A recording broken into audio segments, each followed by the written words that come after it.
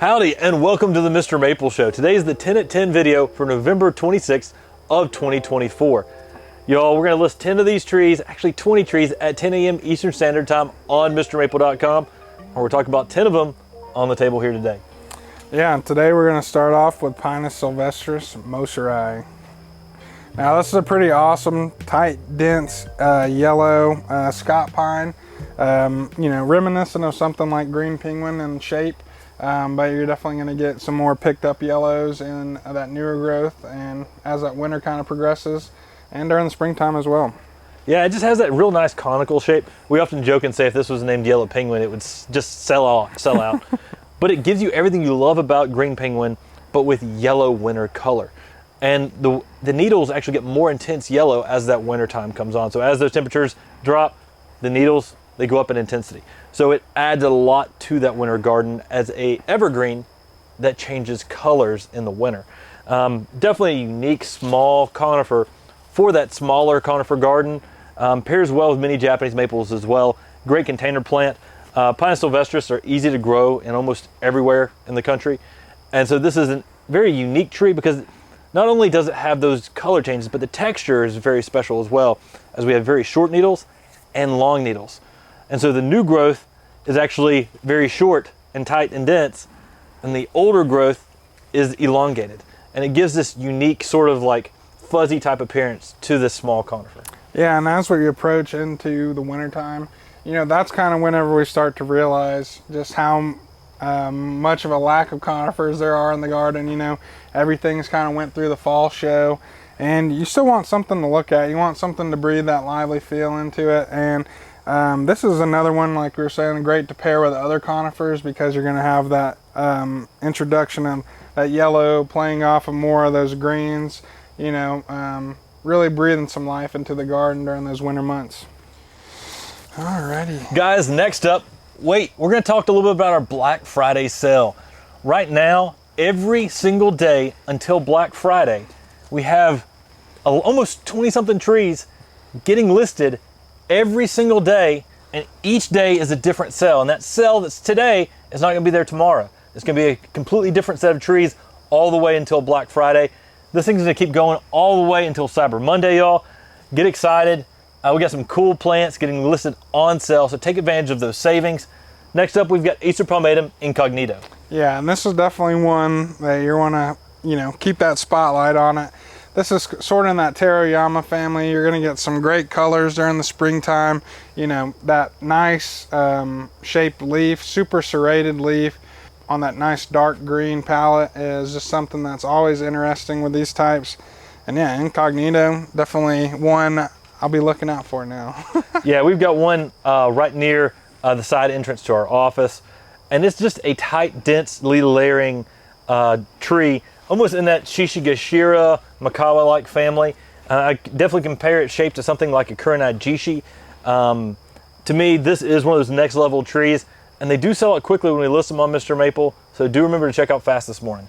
Yeah, definitely. Like, you always want to be building your garden around different types of textures, different types of colors, and this one definitely offers you both of those. And moving into a nice kind of deep red color during the fall time, that's really, really nice, especially contrasting against those kind of darker greens, almost like that Teriyama family. It might be, in my opinion, sort of that closest thing you'll get to that blue Japanese maple. You know, I mean, it does get some of the silver blue hues to it. Yeah, exactly. Which is pretty nice. There's definitely a reason why, like, the Japanese think that blue and green are in similar you know, categories, because at some point they do kind of bleed over a little bit, and I think this is one, you know, it leans more towards green, but it's definitely somewhere on that line. And it will get about 6 to 8 foot in 10 years, making a good small to mid-sized Japanese maple. Fits in a lot of smaller places, but the unique texture of that tightly layering habit, the curled leaves with a little bit of ruffle to them, just add something a little bit extra in the garden. Incognito, grab it today.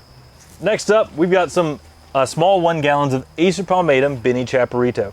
And this is a very small, compact, dwarf, rare Japanese maple. I don't think we've ever offered it before here on Mr. Maple on the website. So this will be our very first time offering Benny Chaperito.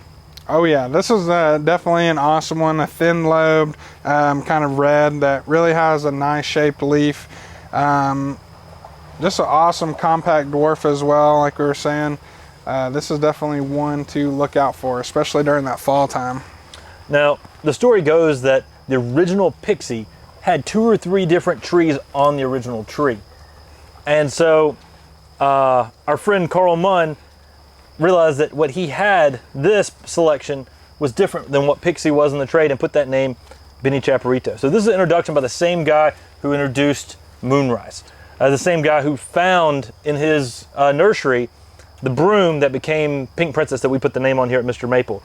And Benny Chaperito is a dense, compact, red Matsumuri, broom-like habit. And we're talking 3 or 4 feet in height, 3 or 4 foot in width in 10 years. Very nice, dense, and compact. Again, one you don't see offered that often. Yeah, one to change up that landscape a little bit. You know, landscapes are getting smaller. Throw some dwarfs in there. You're going to get the classic red Japanese maple look with a little bit of elongated lobes on the leaves, and it's going to break up kind of the monotony of the landscape. Guys, next up, we've got Chamaecyparis nucatensis. Some call it a capressus. This is the cultivar Vandenacker. Yeah, I mean, Chamaecyparis nucatensis is an awesome tree. I mean, an awesome species. I just started watching Alone on Netflix. You know, not sponsored, but you know, you see these trees everywhere, man. Like, I mean, I'm watching the TV, and you know, that's how much of a nerd I am. The Alaskan cedars. Yes, exactly. I'm not looking at the people shooting a bear, shooting a squirrel. I'm like, whoa, check out the Alaskan cedars in their natural habitat. I get that. We were watching Infinity War, and literally the superheroes come running out. I'm like, there's an Acer pseudoplatanus, and my wife's like, what are you talking about? So I get what you're saying. But Chamaecyparis nucatensis are amazing. They have this just really unique feel in the garden. This is a weeping selection, and this weeping selection is tall and narrow. So instead of Glaucopendula, which is this wider weeping selection, this is much more narrow and just gets a lot of height and vertical interest in the garden. Not a lot of width, but that strongly weeping habit definitely adds a lot. Yeah, that 1 foot wide by about 8 foot tall in 10-year kind of range. You know, this one is going to be very narrow, but it might throw off that 1 or 2 kind of side branches. If you want to keep that shape, you know, maybe get rid of those ahead of time, or if you like just the way they look, keep them, because it's going to kind of add those layers to the verticality in the garden. But I mean, this is just so cool. I mean, to see things like green arrow, sparkling arrow, and then we got this selection of it on, you know, a really, really cool Alaskan cedar is just something that's always going to be awesome to me. Yeah, at Buckholt's Nursery, we actually have a lot of these lined out along basically like this row. And we've got Vandenacker, then we've got some green arrow, then we've got a mixture of a lot of different cultivars of these nucatensis Alaskan cedars. And it's really cool. One thing I do recommend doing at a young age is they often try to form a skirt down at the base. So I often recommend when you put these in the landscape and they start to send up a central leader, come in and prune out some of the lower branches, or it'll create a lower skirt that's a little bit wider than the rest of the tree. It just adds to that verticality and really makes this tree, to me, show off a little bit more. Yeah, have one for your landscape. I mean, it's going to add some height, and you're going to get that narrow form. It's going to look awesome. Guys, next up we've got Ginko Baloba Munchkin. Yeah, I mean, this is always one that kind of catches my eye just based on the little tiny leaves that it has, the tight, dense form that it has, and I mean, a dwarf ginkgo, pretty dope. Yeah, and so Munchkin, the guy who actually introduces Munchkin, sometimes calling it Mighty Munchkin now, they're the same plant. It's also the same variety as Chris's dwarf. Real small leaf ginkgo, very tight, denser structure, but the small leaves really add a lot to this ginkgo. This makes it an excellent tree for the landscape to just give that feel like you're looking into like a fairy garden, because it's not going to be that big. It's going to have those small leaves, or in a container, or as a bonsai. As a bonsai, I think Munchkin is ideal because you have small leaves on a ginkgo tree that then you could, play with and shape and turn into whatever that you desired with, the portrait that you make with bonsai. Yeah, I mean, this is definitely going to be, there's going to be a lot of applications for this tree. Everybody loves ginkgos. We only offer male ginkgos here, so you don't have to worry about fruiting. And yeah, this is just an awesome selection. Like you said, those tiny little leaves are such a awesome factor that this one has, just because, I mean, you know, you get the ginkgo leaf about that big, and then, you know, they grow pretty quick. And this is one, you know, you're going to have that beauty of the little tiny ginkgo. Fall color is going to be right there, right next to you, and it's going to be looking amazing. The leaves on this ginkgo are about the size of my thumbnail, and that's pretty impressive. Give ginkgos line that allows them to get established and take off better out in the landscape. But one thing about this selection, it's a slower growing with small leaves. Don't overwater it. That's something that people would often do with this selection. Make sure you give it plenty of good drainage, and this tree should do well for you out in the garden. Yeah, man, get your ginkgo today. All right, guys, next up we got Acer Pomum Koi, an awesome Makawa style, Makawa family introduction that's going to give you nice bronzing and oranges during the springtime. Yeah, you can get some really nice bronzed orange colors on Acer Pomum Koi during the spring. During the summer, you can get some almost yellow new growth on it, which is nice. The fall color, though, to me is one of the most amazing things about this selection. It has some of the best and most consistent, just bright orange fall color of any of the Makawa types. I mean, literally, if I had to list out the Makawa types and do which one I thought was the very best fall color, it'd be Koi. Yeah, man. I mean, one thing I love about working here is, I mean, you get to see so many different kinds of trees. But, you know, Matt has his own little Makawa garden. And, I mean, all of them are popping off at different times. But Koi is one that's going to catch your eye during that fall time and that springtime. Just kind of giving you that different color than a lot of the other Makawas offer. Obviously, it's got everything you love about Makawa with that just a little extra flair in there and an awesome introduction to that family. Yeah, the Koi is one of those selections that sells out very quickly on MrMaple. I mean, it's super fast. So do check out today quickly. We do have a larger set this morning, so I'm hoping they'll last a few minutes so people will be able to check out and not have to rush, you know, as quickly as sometimes they have to for the Makawa types. But, don't be too shocked if this one sells out in the first minute or two. Yeah, everybody wants a Koi in their garden. You know, you got the fish, and then you can have the Makawa type, and just watch that play between those orange, gold, white, and red fish to this awesome orange and bronze Makawa. It's going to be awesome. Next up, we've got Picea pungens. That means it's a Colorado blue spruce. We've got the dwarf selection, Picea pungens Blue Pearl. Yeah, I mean, this one is one I first saw it at the Buckholz garden. I mean, a pretty large specimen, which, you know, a large specimen on this one is probably about that big around. And I mean, you talk about blue, everybody loves the Colorado spruces. I mean, they add just such a dynamic color into the garden, but then just having that in a tiny little package like that with the Blue Pearl and a large size is something that's awesome. And this one will get about 1.5 feet to 2 foot in height and width in 10 years. That means these 1 gallons that are about a 2-year 1 gallon are a little bit smaller. So don't be shocked by that. You can sort of see the sizes here. It is a slow growing conifer for the garden. Make sure you give it plenty of good drainage. And it's a Picea pungens, so in those hotter climates, make sure you give some protection from the hot afternoon sun. Yeah, I mean, I just love that kind of pale blue color that these trees offer. And like I was saying, in that such a nice shape and such a nice color and form, this tree is definitely one that I'm adding to that fairy garden. I'm adding it to that dwarf conifer collection, because it's going to play off of things like, you know, that green sea urchin, or, you know, that Mosai maybe with that yellow. And there's just so much you can do with the dwarf conifers, and Blue Pearl is one that will be a building block for that.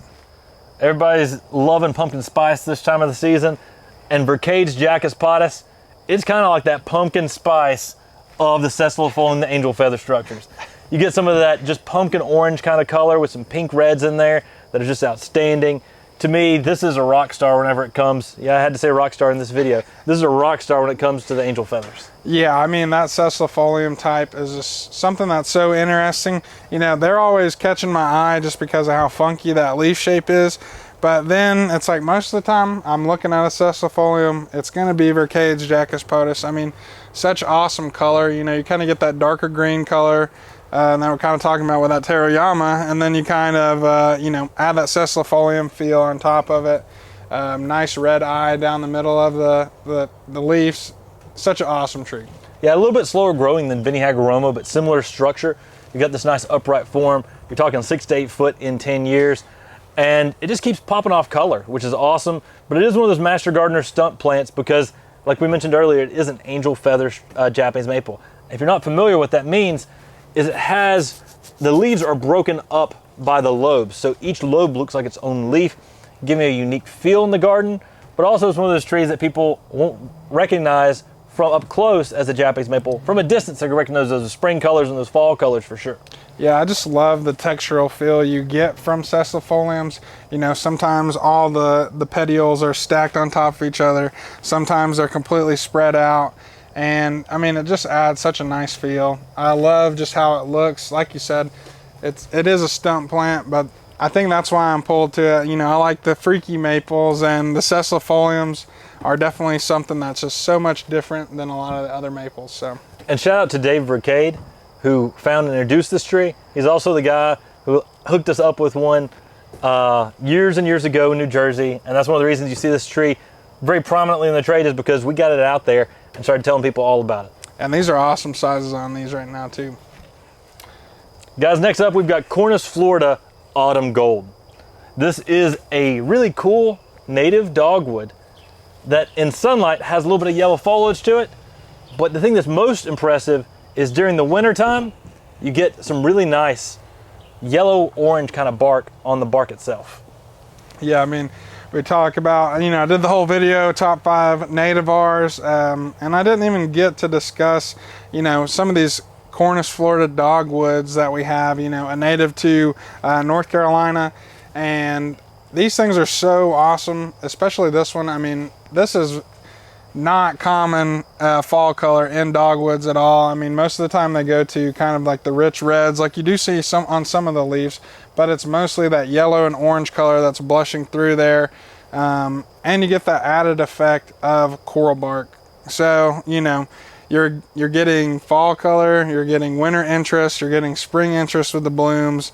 You got a tree interest, fall color. I mean, every time of the season, this tree is actually performing, giving you something a little bit extra. So you got a tree, fall color, blooms, bark color. How can you beat this? An awesome selection. Guys, make sure you jump in and grab this today quickly before it sells out. Yeah, awesome Cornus, Florida. We got an awesome Acer Pomum Bronze Age. I mean, we all know it, we all love it, and we got some awesome size. Again, we've got some 2 gallons up in here of this amazing Pomum and a Buckholtz introduction. And of all of Talon Buckholtz's introductions, his wife Haruko says this may be her favorite. That's pretty high praises. He's introduced over 100 different varieties of Japanese maples. He's introduced tons of other rare trees as well. Bronze Age has this unique thing in the early spring where it leaves out with a really nice bronze coloring.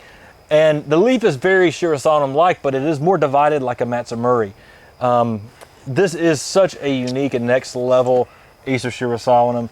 It's got a good, strong, upright habit. We often say pair this with Moonrise because you get the best of both worlds and you get to see the dynamics of Acer Shirasanum and what that can do out there in the garden. But the fall colors on this too, I mean, you get yellows, just pure yellows, and then you get splotches of orange in that. It's hard to beat Bronze Age. Yeah, I mean, this is one that's going to pull your eye throughout all those different seasons, you know. Whenever it first flushes out with that bronze color, you know, then moving into more of a deeper kind of green color with a little bit of blushing on the middle of the leaves, and then pushing into that fall color.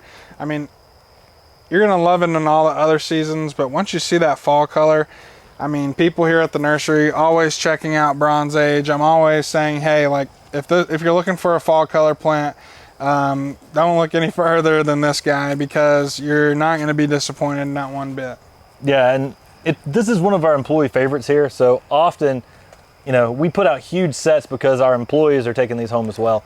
I mean, literally, almost a lot of our employees have this tree at their home, which is really impressive because, you know, we've got so many different varieties. People aren't collecting every single tree out here.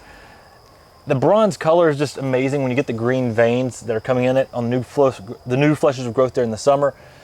I mean, it's just very attractive and appealing. You see where it gets the name Bronze Age. Yeah, definitely one for the ages. And yeah, that concludes the 10 at 10, guys. So guys, make sure you take advantage of these cool trees getting listed. The other 10 trees that are getting listed today at 10 a.m. Eastern Standard Time can be found in your weekly email that you can sign up for on MrMaple.com. And on MrMaple.com right now, we've got that Black Friday sale happening. So take advantage of those savings. You got 20 something trees, like 25 trees or more getting listed today on sale on the Black Friday sale. That's MrMaple.com/Black Friday. That'll take you directly to that link.